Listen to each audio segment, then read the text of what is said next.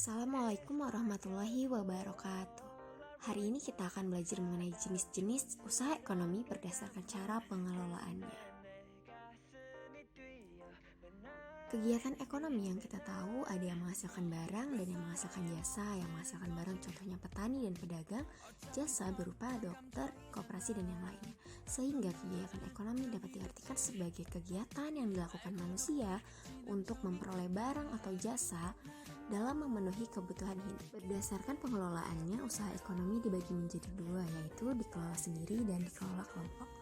Dikelola sendiri memiliki kelebihan, yaitu dapat mengembangkan usaha sesuai keinginan, keuntungan dinikmati sendiri, dan pengambilan keputusan dilakukan secara cepat. Kekurangannya, modal terbatas, risiko ditanggung sendiri, dan kreativitas pun terbatas. Sedangkan usaha ekonomi yang dikelola kelompok memiliki modal yang lebih banyak, risiko ditanggung bersama, dan ide lebih banyak. Kekurangannya, pengambilan keputusan harus berdasarkan keputusan bersama, keuntungan dibagi pemilik modal lain, dan rawan terdapat perbedaan antar pemilik modal. Contoh usaha ekonomi yang dikelola sendiri diantaranya usaha pertanian. Usaha pertanian ini contohnya pertanian padi, pertanian jagung, dan pertanian kentang.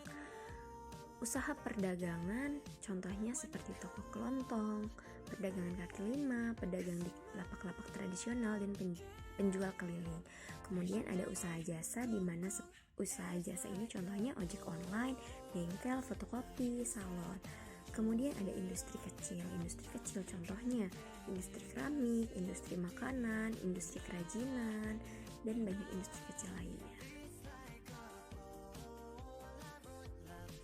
Contoh usaha ekonomi yang dikelola kelompok ada firma, merupakan perusahaan yang didirikan oleh sedikitnya 2 orang, contohnya perusahaan Puma, perusahaan Diadora. Kemudian ada CV atau Komanditar Vinoscape, merupakan perusahaan yang didirikan oleh 1 orang pengusaha atau lebih. Ada PT atau perseroan terbatas, di mana modalnya didapatkan dari penjualan saham, contohnya PT Kimia Farma, PT Pertamina, dan PT Telkom.